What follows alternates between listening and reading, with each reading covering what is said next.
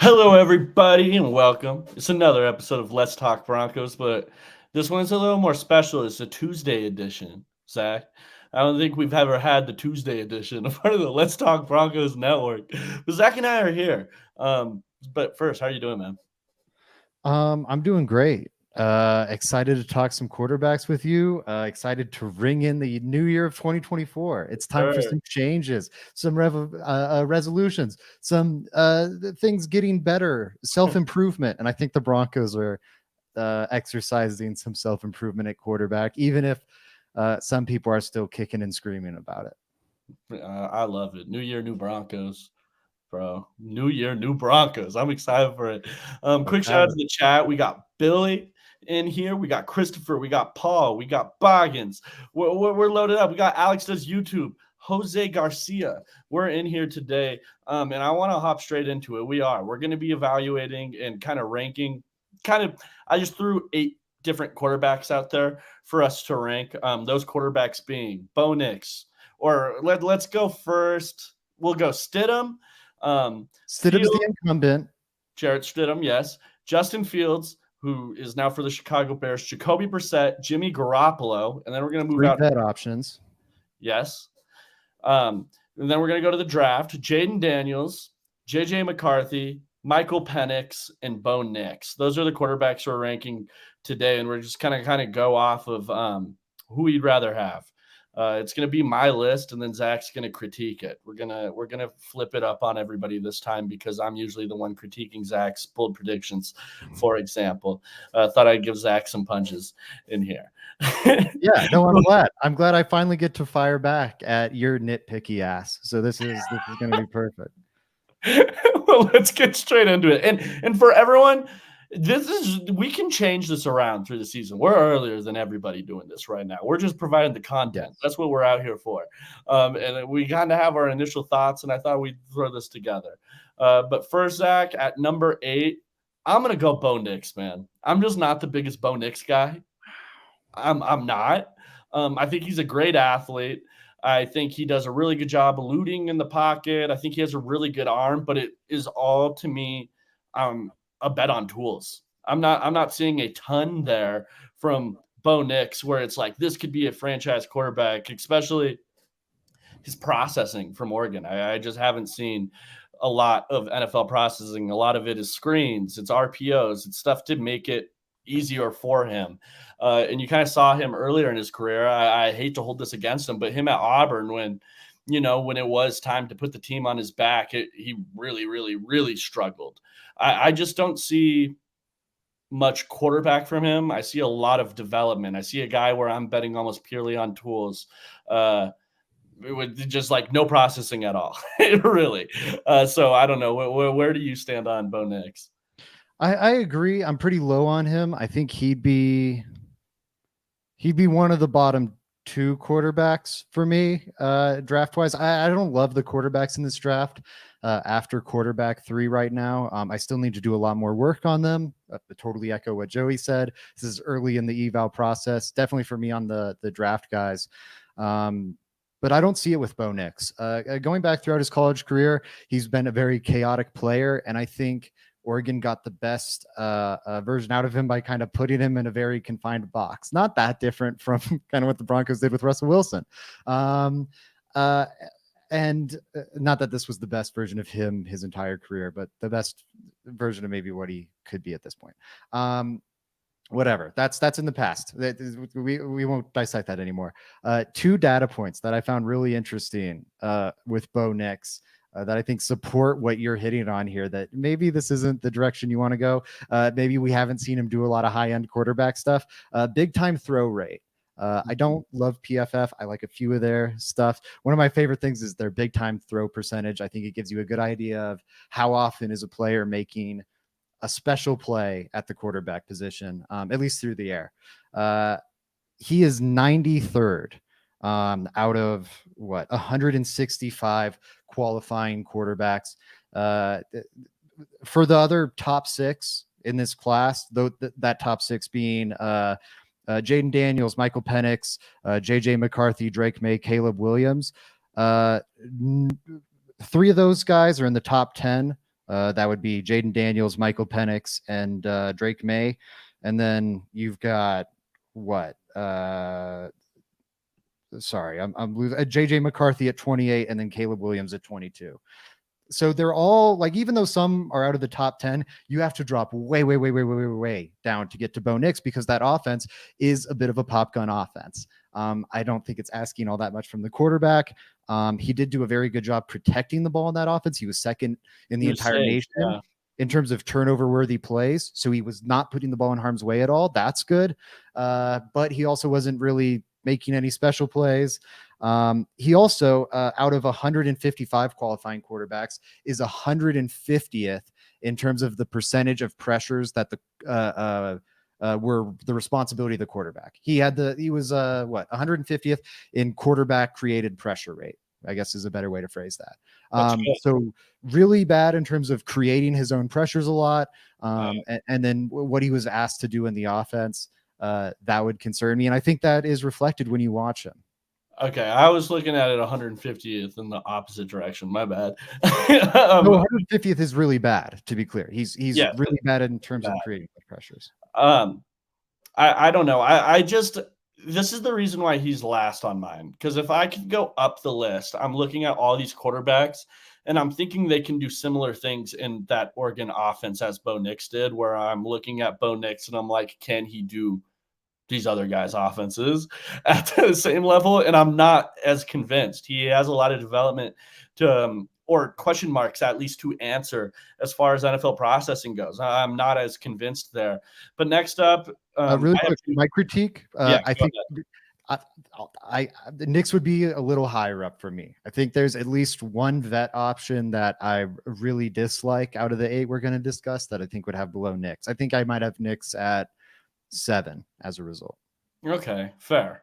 So here's I already know who your next one is. I'm going Jimmy Garoppolo. I think we probably have those flipped, Zach. We have them flipped. Yep. Okay. I'm going Jimmy G, and mostly because it's like, I would rather Jimmy G on 1 year where it's a vet's minimum than Bo Nix be what people think is our franchise quarterback. Like that's kind of the way I'm looking at it. And I think Jimmy G can accomplish some of stuff that Sean Payton wants to do in his offense.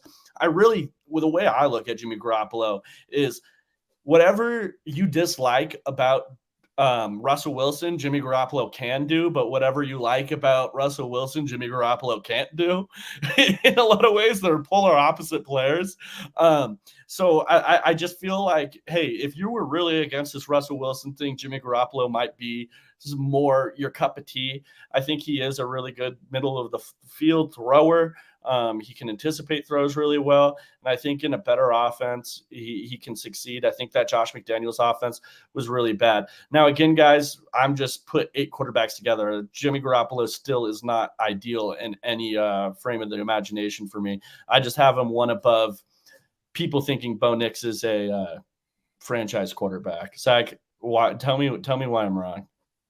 I mean, you honestly convinced me pretty quick with your investment point. I think we have seen in Broncos country how these investments can kind of stagnate you at the quarterback position. And I think missing on a quarterback isn't necessarily that damaging. I think being stagnant with a non-answer at quarterback is very damaging. That's why I was someone who really wanted to move off of Drew Lock when I felt he wasn't it. Really wanted to move off Russell Wilson when he isn't it. That's part of my team building philosophy. Like, once you're wrong at the position, own it, get off of it, keep swinging, keep taking bites at the apple. And that's hard to do when you invest a first round pick in a guy, as opposed to 20 mil, 15 mil in Jimmy Garoppolo on a probably very low stakes 1 year deal. So I agree with that. I think maybe you're dismissing Bo Nix's upside might be my one counterpoint. Yeah. There's a chance Bo Nix comes in and is a good quarterback, maybe even a great quarterback, but solves the Broncos' problem for the next 10 to 15 years. There's at least a chance of that. There is zero chance of that with Jimmy Garoppolo. If I had to make a case for Bo Nix, that's probably why. I think those are clearly the bottom 2 options for me, though. Those would be, I think, a tier down from there's multiple tiers here, but this is the lowest tier out of the 8 we're going to talk about, would be these 2. I totally agree. I think we're moving up into a different tier here. And my next, okay, kind of. My next one here, and I expect you to disagree with me, it's going to be Jacoby Brissett, Zach. Again, it's not necessarily him. Zach has been a Jacoby dude online recently, so I'm excited to hear what he has to say. I think Jacoby can run this offense. You hear so much about how complex Sean Payton's offense is. You hear it all the time. He has 5 million plays in that playbook. You saw Russell Wilson struggle to get them out in the huddle. Jacoby can be a guy that goes in there. He's a vet in this league. He's played under multiple offenses. He starts all the time for teams. And in all of the starts, he looks okay. Is he a franchise quarterback? No. But he looks okay. Now, I'm imagining him with what people think Sean Payton is, an offensive genius, a guy that is going to be able to put him in his strengths and make him better. I think Jacoby's a pretty good option for the Broncos as a rental or as a bridge. Zach, do you agree with me there, or do you have him ranked higher or lower? What is your opinion on Jacoby Brissett? I have him ranked a good bit higher. I have him as I don't want to spoil these 2 options.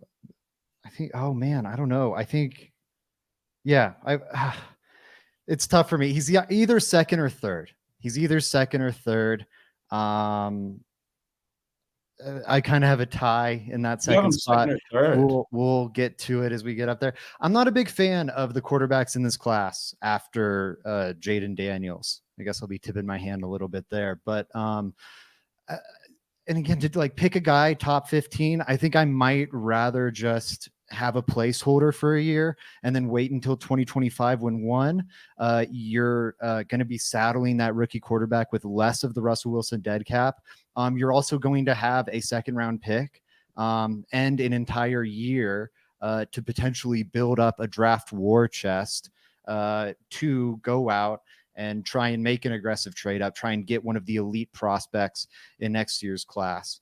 And at a point, I think that would be preferable to me rather than taking a quarterback that personally I don't think is worth a 1st round pick in the top 15. That gets a little iffy for me. I think I get why other people might want Nix in that spot or JJ McCarthy in that spot. I'm not there, or Bo Nix or whatever. I'm not there yet. And then I think Jacoby Brissett I would say he's the best Band-Aid option in terms of quarterback play in 2024. If you want the best quarterback for 2024 within the Broncos budget, I think it's almost definitely Jacoby Brissett. I think I'm going to go with the number 2 option. He might even be number 1. There's a top 3 for me that I think are kind of, he could, in terms of who's going to play best in 2024, I'm very confident it's Jacoby Brissett. And here's what I'll say. Very, very small sample size this year. Absolutely tiny. But in that small sample size, played like a game and a half or so, or I guess played 2 halves of games, about a game. So tiny sample. That I totally acknowledge that here. But he's played like one of the best quarterbacks in the league. It's crazy. But in this exact same offense, Sam Howell is ranks between 25th and 32nd in terms of EPA per play, in terms of success rate, in terms of EPA, CPOE composite. Jacoby Brissett, second in all of those categories. I think he might even be first in composite because he's second in EPA per play. He's second in CPOE. He's second in success rate. So again, small sample. I acknowledge all of this, but no one, and this is against 65 qualifying quarterbacks, so we're casting a wide net here. No one has been steadier down to down or productive down to down at the rate that Brissett has been. No one's been more productive on a down to, or I guess one person, Brock Purdy, is ahead of him in terms of EPA per play. I think also in terms of success rate. And then he's second in CPOE, which is accuracy. I think he's legitimately been a very good quarterback this year. I think that's also reflected in what he did last year. he's, I think, a very good, I don't know, he's one of the best backup bridge options in the league. The Browns offense was a top 10 quarterback with him. And this came up when I had Mario and Frankie on the show, and we got in a big argument about it because the Brown situation is so good. No one else has been able to accomplish that except Joe Flacco. And I know that kind of degrades it some, but Joe Flacco's also playing out of his damn mind right now. If you watch the games, it's not just like system elevating it. We've seen a wide, because of Deshaun Watson being a mess and his suspensions and his injuries and yada, yada. We've gotten to see a lot of different quarterbacks in the Brown system, including some bad ones. And when you have bad quarterbacks in that system, it looks bad. Even when you have Deshaun Watson in that system, it looks at best mediocre. It was an elite offense with Jacoby Brissett. I don't think that should be slept on. And we had a 12-game sample there where, again, all those metrics I would have cited where he's top 2 this year in a very small sample, he was top 10 last year. And when you compare him to the other quarterbacks that have been in his offenses these last 2 years, Sam Howell in Washington, everyone in Cleveland this year and last year minus Joe Flacco, huge drop off in production. Huge. I think he is a very good bridge quarterback, and it's hard for me to imagine his value skyrocketing to the point it's out of the Broncos' price range. He signed for $8.5 million last year and was given no real guarantee of the starting job. I think they kind of tricked him into thinking there'd be more of a competition with Sam Howell, but he was signed to a similar deal as Stidham, like, hey, you might end up being our starter contract. It was much larger than Stidham's, but kind of that similar ballpark. And then I think he kind of got tricked. He never even got a chance to compete for that job. Ever since, now that he's gotten some playing time, it's very evidenced that or not evidenced. It's been evidenced that he's the best quarterback in that room. I'm very high on Jacoby Brissett. He'd be, him or a different guy would be my top veteran option. And that's just because one has a higher ceiling, but admittedly lower floor.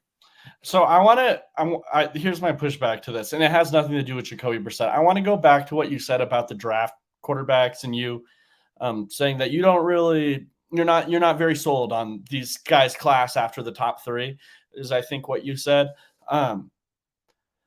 Here's my thing, guys. You're never going to be sold on the quarterbacks at pick 15. You never are. They're always going to have big question marks. And if you think the Broncos are getting better this year, they're going to be worse next year. You're going to be picking at 20, 25. Where do you want to pick? If the Broncos make the playoffs next year and you're saying Jacoby Brissett is making the Broncos better, a better football team than they were with Russell Wilson, the odds are, like, this is how it works. If you're a quarterback that's a top 15 player, you're getting drafted in the top 3. If you're a quarterback that's in the top 25 player pool, you're getting drafted in the top 10. There's no such thing as a quarterback that is going to be drafted perfectly at a spot, unless it's number 1 and you're drafting Andrew Luck. And that doesn't mean you just don't draft a quarterback. Like, I'm not all the way sold on these guys, but there is a lot more potential from them than there is a Jacoby Brissett. And I'm not fully convinced, Zach, that next year you're going to find someone you like more at what could be a later pick. I think there's a very good chance that at least 2 out of those 3, McCarthy, Penix, and Nix, never reach a level of quarterbacking that we've seen from Brissett these last 2 years, just because a lot of drafted quarterbacks don't. So when you draft one, what you lay out about, hey, you're not often going to like the quarterback options at pick 15. I fully agree with you. And I'd say that's an instructive lesson. If you look at the history of quarterback draft picks, there's a bit of and like the hit rates, there's a bit of a quarterback graveyard in the second half of the first round, because it's like a lot of the prospects that aren't really those elite guys, but you're kind of squinting at them and like talking yourself into it, like Penix, like, yeah, there's a few funky things in the injury history, and he's a lot older than we're used to. And maybe the accuracy is a little up and down, but he's got all these positives too. And so we don't feel good about him in top 15, but maybe like 16 to 32. And Paxton Lynch, he's got these incredibly incredible tools, but he doesn't really work at all at football. So he's going to be a second half of the first round guy. Brandon Whedon, hey, he's cool, but he's also like a 27-year-old rookie. I get the point. Yeah. So, sorry, not to beat a dead horse, but like I do think it's an area that I think it has a lot of failures for a reason, and I'm okay. I would go back to what you said. Like I would rather have Jacoby Brissett for a season than hand over my future to a quarterback that I don't feel great about. And shoot, I lost my other point there. Let's move on to the next one, Zach. I have Jarrett Stidham as my next one, and this one's simply out of the fact that I don't have to pay him. He's already on the team. That's who I have at number 5. It's easy. It's there. The Broncos probably aren't very good next year with Jarrett Stidham. Is he the future? No, not at all. I think Jacoby Brissett is probably a better quarterback than Jarrett Stidham. I also probably think that Jimmy Garoppolo is a better quarterback than Jarrett Stidham. But Jarrett Stidham saves the team money. And if I'm going down the route of, hey, we just discussed it, it's hard to draft a quarterback that you really like in that in that area, that 15 picks. Jarrett Stidham gets me a look at what I kind of want my offense to be, maybe more than Russell Wilson did, but I'm also not very great. It's just I'm in rebuilding phase is Jarrett Stidham at quarterback. So how do you feel about that one? I fully agree outside of the where we differ on the rookies again. I don't love some of the other rookie options, and I might just rather have a placeholder for a year. And Jarrett Stidham's one where maybe you're picking higher in the draft next season.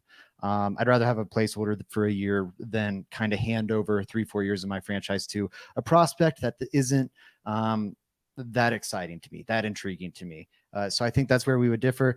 The one thing about Brissett that I didn't circle back on, yes, he will probably make it harder next year. If I am right about him being better than Russell Wilson, it'll be harder, or not even harder. You'll be further away from the elite quarterback prospects, but that's not necessarily an issue if you have a war chest of draft picks, which the Broncos currently don't have now, but they would have next year. The Bills and Chiefs both acquired their remarkable franchise quarterbacks as playoff teams that traded up into the top 10.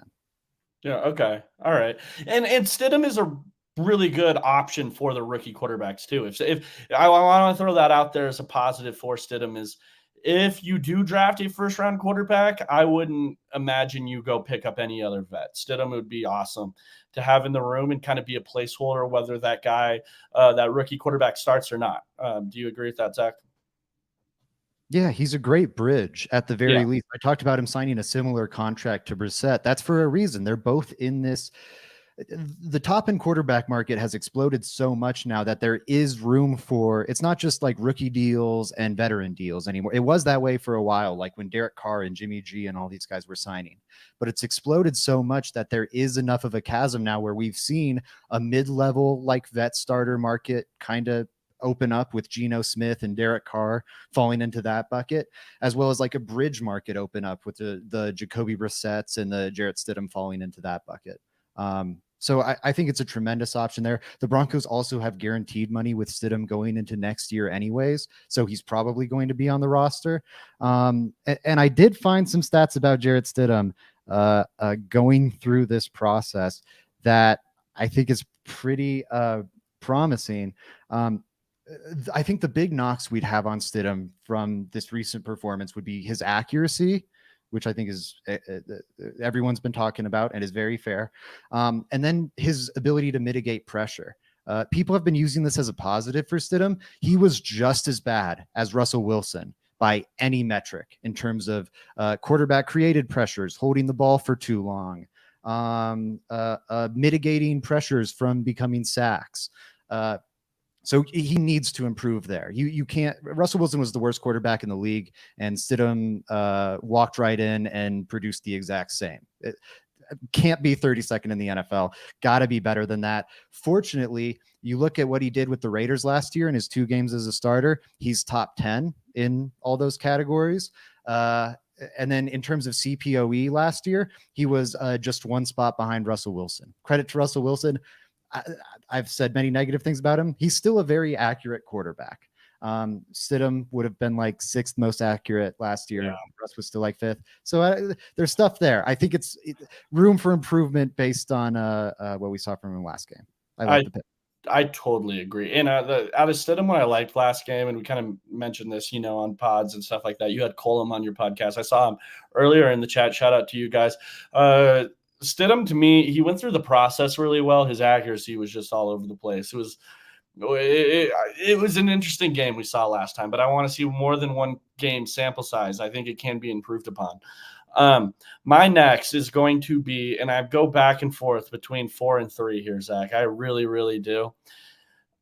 Right now, I'm going to go JJ McCarthy is my 4th option. JJ McCarthy is, I think, kind of one of the bigger unknowns in this draft process, right? I think that's a good way to do it. But the kid has a ton of talent. He is a prototype quarterback in every aspect. He has a strong arm. He's fast. He has prototype size. He comes from that pro-style Michigan offense that runs the ball a ton, right? Which kind of makes him unknown. But he's really good at navigating a pocket as well. I think he has some NFL tools to him, more than enough NFL tools, honestly, to him. It's just the accuracy is little all over the place. He doesn't throw a ton, and he's really the true wild card of this thing.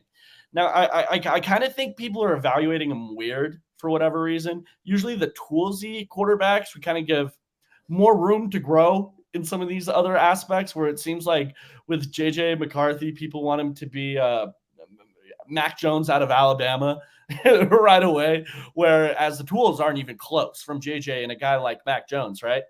So I think that if I were to draft a JJ McCarthy, it would be, hey, I have a Jarrett Stidham on the roster, and I don't really feel like I need to play JJ right away. But also on the same hand, coming from that NFL offense, I would feel more comfortable with him, Zach, going in and learning a Sean Payton playbook, coming from that Harbaugh tree, the pro-style offense, and everything you hear from Harbaugh himself or to NFL scouts quotes are his intangibles. The stuff you can't teach are just amazing, which is why you're going to see him get drafted higher than where people think he is. So I'm right there on JJ McCarthy. I like him. I don't love him. I think he's an unknown, but if there is a guy that blows up in the league and is drafted kind of in that range, middle of the first round to second round, I think it'll be JJ McCarthy. I like it. I kind of agree with you. I'm surprised. Do you have Penix ahead of him, or did we skip over Penix? I went Penix ahead of him right now, but I'm going. It's like 1A, 1B right there. It's like B. I very go back and forth. I don't know. I get it. I need to study these guys more. I would lean, I think, McCarthy right now. The age stuff and the injury stuff scares me with Penix. I just said Penix is such a hard evaluation, and I know Boggins is going to come from me. We'll get to Penix. We'll get to Penix. As was the case with Locke and Wilson and now Penix. If I am doubting a guy and he ends up being a good quarterback for the Broncos, it'll be the happiest anyone has ever been while they eat crow. I just want this team to figure out quarterback. That said, I'm not the biggest Penix believer. I question. I think a lot of it is the wide receivers, if I'm being real. I think go McCarthy first, Zach. We'll get to look a lot more accurate than he really is. And I worry about the injuries and I worry about the age. That's all. What are your opinions on McCarthy though? That's the one. Yeah. Sorry. On McCarthy, I mean, I agree in the sense that he looks prototypical. He is like the prototypical quarterback prospect. He's going to check every physical box. I don't know if he has any physical traits that are like gaudy or like especially high end. He's like a B+ and everything. I'd say that's accurate. And what else? He's not asked to do a lot. That stood out to me. I think it's hard to that's different when you're playing Alabama or when you're playing Ohio State or Penn State. But I think generally speaking, he hasn't been asked to do all that much in that offense, and it's a little tricky for me to read. I think they've just had incredible talent advantages over a lot of the teams they've played. Similar question to Penix in that regard. I guess I think he's probably a little more malleable. I see him as a little bit more of a ball of clay, and so I would kind of lean that way over Penix because I'm not.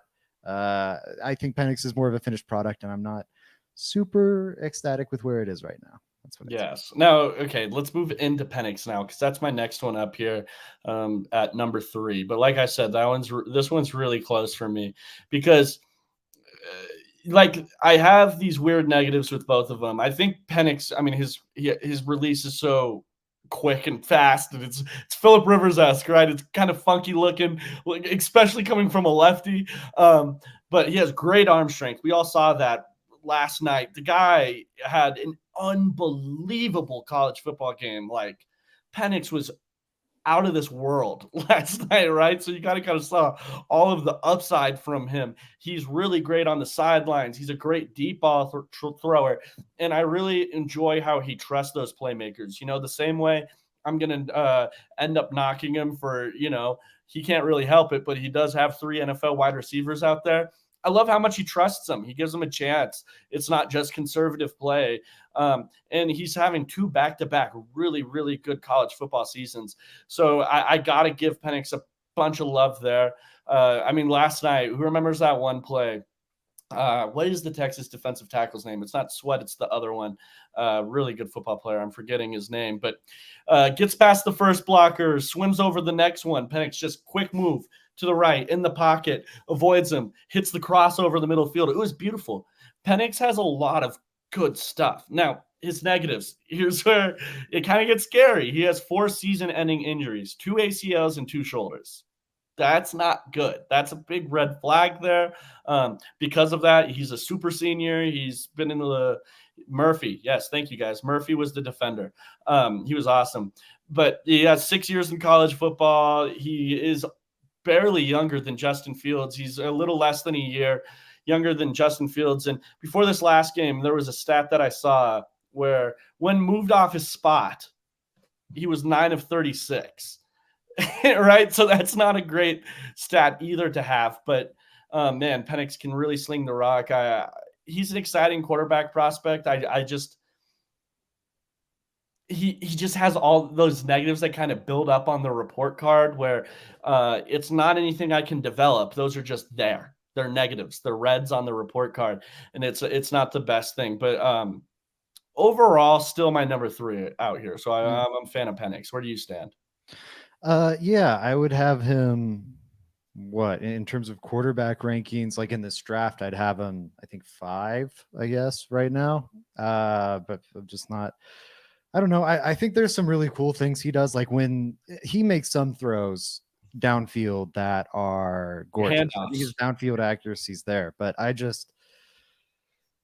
don't know. I don't love it. Ed Boggins, I know those injuries were a while ago, but they're lower body and they're incredibly severe. Like that's a concern. Like I think Bradley Chubb has ACL tear in 2019 and another in high school.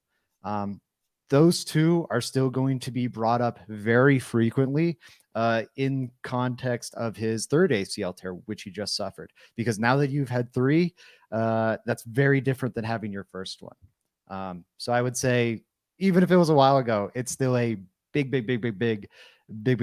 problem on the report card, to Joey's point. Some things in support of Penix, though. PFF grade, again, I don't love PFF grade. I do think it's a decent tool for, like, is the quarterback going the right place with the ball or making the right decision generally? And they are far from perfect.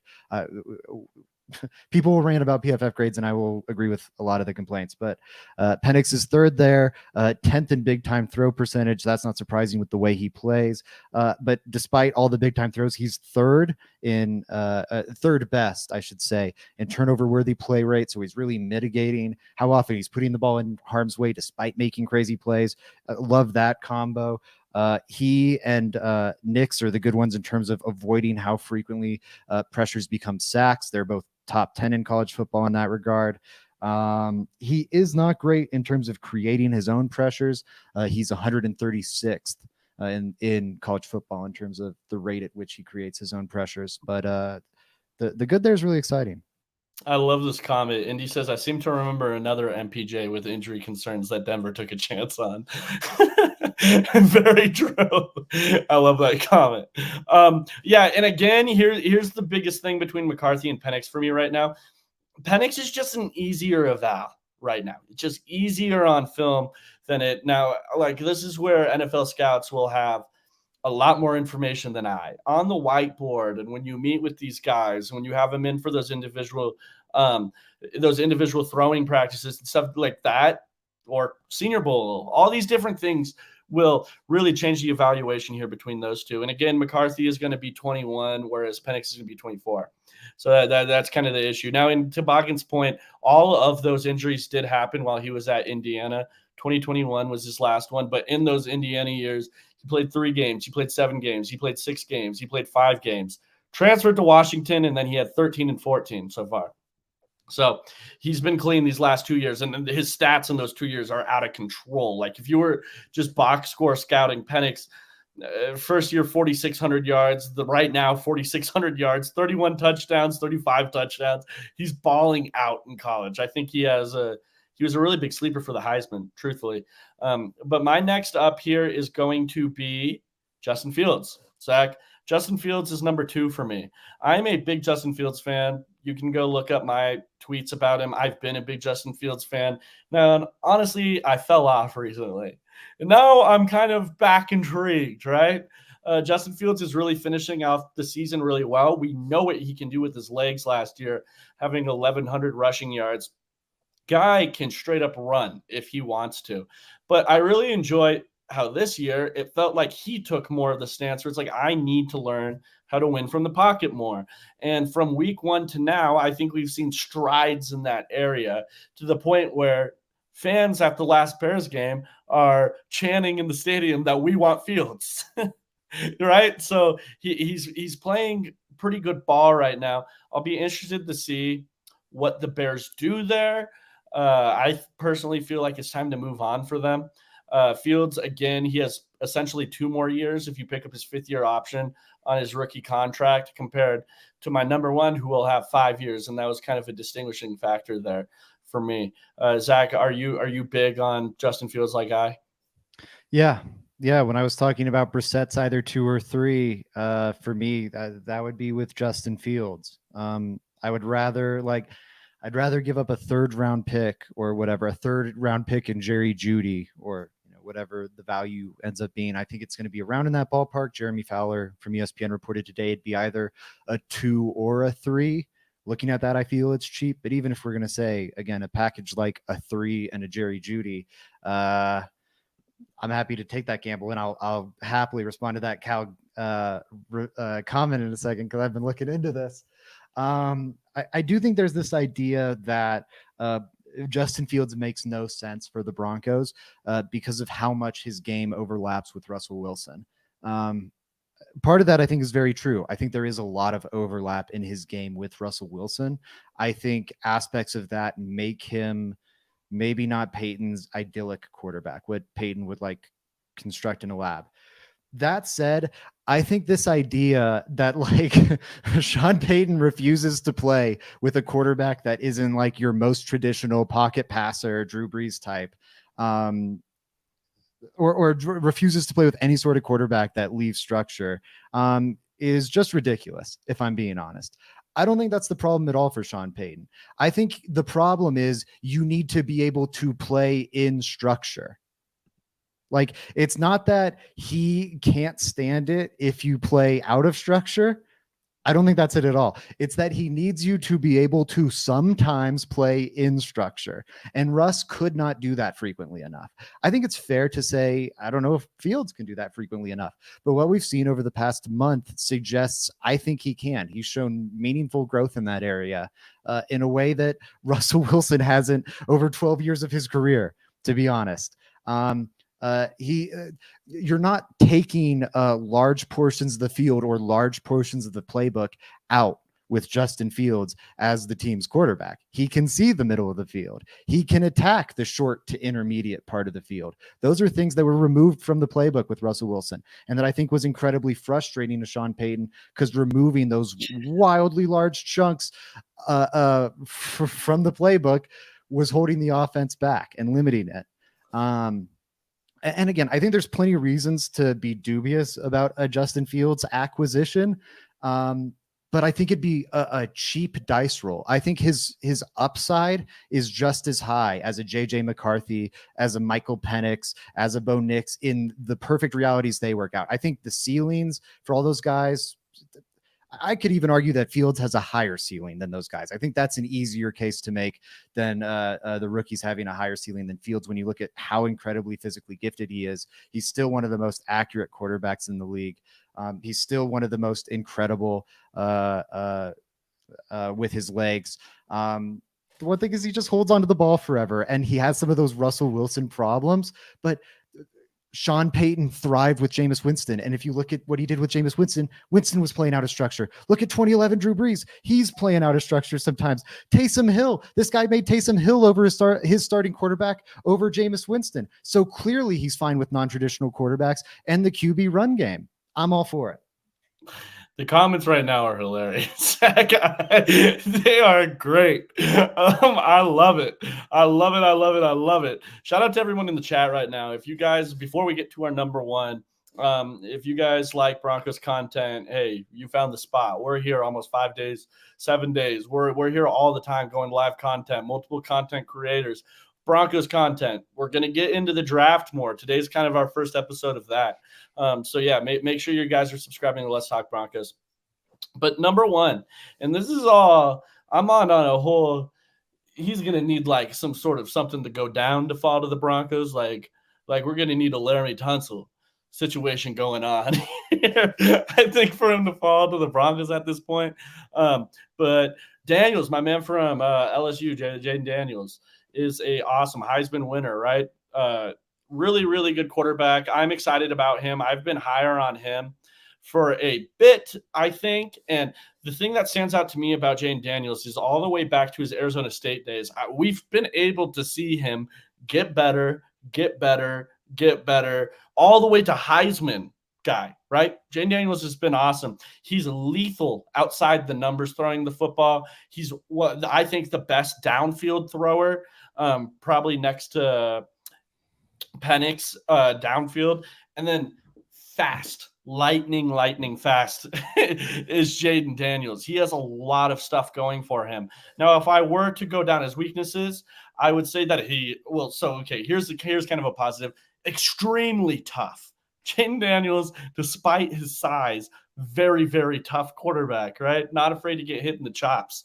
But he's rail thin. They list him at 210 pounds, and I'm calling out cap from a mile away. That's a lie. That's not true. He's not 210 pounds at all. I'd be shocked if he was 190 pounds. Jayden Daniels isn't that. And he thinks he's Superman. Whatever you thought Carson Wentz thought he was Superman, Jayden Daniels also has that Carson Wentz going on. But he is more so just tiny. So it scares you. Is this a guy that can play an entire season? Then I also think as a thrower, he's developing his middle of the field throwing. He sees it. He doesn't always pull the trigger. When he pulls the trigger, he's sometimes late. But it's an area you see him improving in coming from his freshman year. So he has no limitations there. He can get it done. He's just not doing it right now. So Jayden Daniels is there. I would say number one concern, though, is that size. And with him also thinking that he can hurdle one Tex in the middle of the gap. Like that stuff is really scary. So yeah. Is that what it would is? Do you share that opinion with me? Is he your number one? Yeah, he's my number one. I see people saying ASU Jayden Daniels or 2023 Jayden Daniels. I think it's fair to wonder that. I think it's also fair to say we often see quarterbacks take massive strides throughout their quarterbacking career. You could go back to 2020 and ask that same thing about Joe Burrow. Are we going to be getting 2019 Joe Burrow, or are we going to be getting Ohio State Joe Burrow? And then look how all that turned out. I really like Jayden Daniels. I would prefer him to Justin Fields because I think he, has a very high ceiling. I like the floor with him a good bit even. And you get the 5 years of rookie cost control, which is a huge weapon, especially as the Broncos get set to take on this dead cap hit. I'd be happy to trade up with him, or trade up for him rather, to get him in the top 10. I think he's awesome. I think he is the third best of the top 3 quarterbacks, but is probably, or not even probably, is definitely a lot closer to May and Williams than he is to McCarthy or a Nix or a Penix, in my opinion.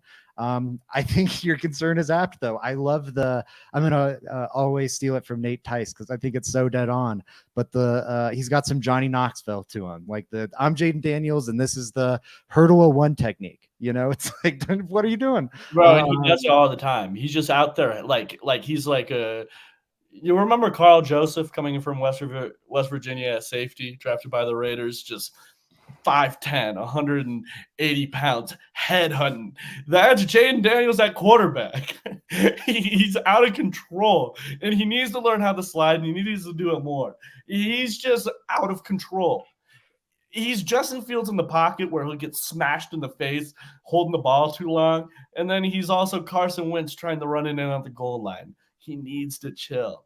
Yeah, and I also think we've seen a leap from him this year in terms of like playing quarterback. Some of the knocks I got with Fields, like, I don't know, is this guy another guy that Payton can't stand? I've seen him play within structure plenty. Again, I think people are misunderstanding like what the problem was with Russell Wilson. The problem with Russell Wilson wasn't the cool plays he'd create. That was the good thing. That wasn't the problem. That's not why Sean Payton benched him. I promise you. He wasn't like, God, I wish he wasn't making these miraculous touchdowns to Cortland Sutton against the Buffalo Bills. I can't stand this. No, the problem was that he was taking a crazy amount of awful sacks. He wasn't seeing open receivers. He couldn't run the offense. It wasn't that he was doing out of structure stuff. It was that he couldn't do the in structure stuff. Fields, I agree. It's a bit of a question mark. I think we're seeing very promising gains in that regard, and it's such a cheap gamble with such high upside. I'm fine with it.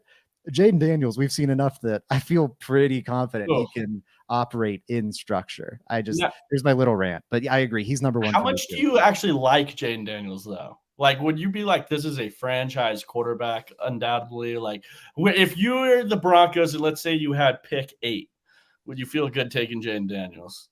I think he's a top 10-ish player. I think that's where he feels to me like, and I'm not saying what he's turned into, but like a CJ Stroud level quarterback prospect to me, or like some of the guys last year, where they're not like stellar, like, oh man, this guy's top 5 with a bowl. Like that's Drake May to me. That's Caleb Williams to me. Like just a no doubter. This is one of the very like 3, 4, 5 best players in this draft class. To me, Jayden Daniels feels like one of those guys that's like top 10, top 15-ish, where I have no qualms taking him top 10, top 5. I think that's where the quarterback value adjustment projects he should go. Yeah. Does that make sense? That's where I have him. I have him as a good, not great quarterback prospect. Okay, it does. It makes sense to me. I just feel like his big negative is a pretty huge negative. And I feel like when we all kind of undersell this thing. The guy is rail thin. Like the 210 pounds thing, I don't believe it.